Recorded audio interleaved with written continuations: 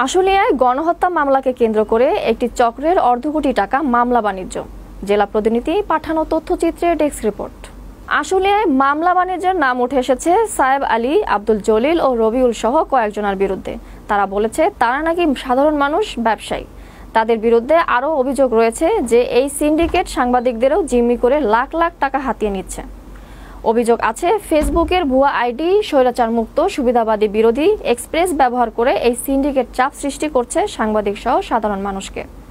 গণহত্যার প্রকৃত খুনিরা বিদেশে পালিয়ে গেলেও মামলায় অনেক নিরীহ মানুষ হয়রানির শিকার হচ্ছেন। 5ই আগস্ট 2024 সালে আশুলিয়ার বাইপালে ভয়াবহ হত্যাকাণ্ড ঘটে। 2 পুলিশ সদস্যকে ধরে এনে হত্যা করা হয় এবং লাশ ঝুলিয়ে রাখা হয় ওভারব্রিজে। ছাত্র জনতার 6টি লাশ গুম করতে গিয়ে পুলিশের ভ্যানে আগুনে পোড়ানো হয়। এই ঘটনা ঘিরেই সাভার আশুলিয়া শুরু হয় মামলা ও গ্রেফতারের ধারা।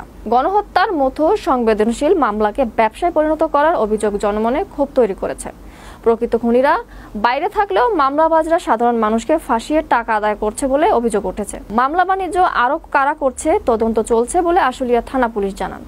এখন উনি ওই যে বললাম সাংবাদিক, এখন আমাকে দেয় 5,000 6,000 এরকম করে দেয়, বলে এই দিয়ে নাও বাজারঘাট করি না, তোমার স্বামী অসুস্থ, চলতে অসুবিধা হয়, এরা নিয়ে ইয়ে করো। অনেক জনের নাম কাটা হয়েছে, প্রায় 22-25 জনের নাম। মেডিকেলে ছিলাম 1 মাস 18 দিন। ওইটাই পরে বাসায় আইছি, বাসায় আসার পরে রবুল আইছি। কিরা এনেছে কি না সেটা জানি না, রবুলটা এনেছি। আমার এই কেসটা বাধা দিল। এটা আমার বিরুদ্ধে ষড়যন্ত্রমূলক মামলা দিয়েছে। এই মামলাটা যে সময় হয়, এই সময় আমি আমার ব্যক্তিগত কাজে আমার বাড়িতে ছিলাম বরিশাল। আইসা শুনি আমার নামে এই মিথ্যা মামলা দিচ্ছে। আমার এই চোখটা সার্জারি করা, আমার এই চোখটা কিন্তু এখন আমি চোখে দেখি না। যাই হোক, আমি বাংলাদেশে 9 তারিখে আসি। আইসা পরে এই মামলাটা তানিয়া বাদী মামলাটা করে। আমি এই মামলার বাদীর পিছনে নাম্বার আছে, ওই নাম্বারে রিং দেওয়ার পরে এই বাদীর সাথে আমি যোগাযোগ করি। যোগাযোগ করার পরে বাদী বললো যে ভাই আমি তো আপনাদের নামে মামলা দিইনি। কে দিছে?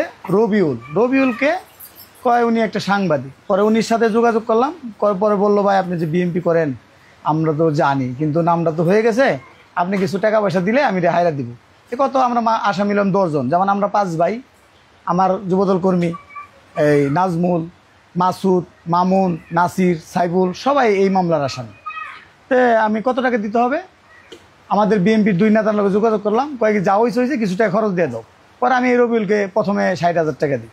60,000 দেওয়ার পরে উনি আমাকে এই মামলাটাতে মানে বাদ দিয়ে সেরে দিব।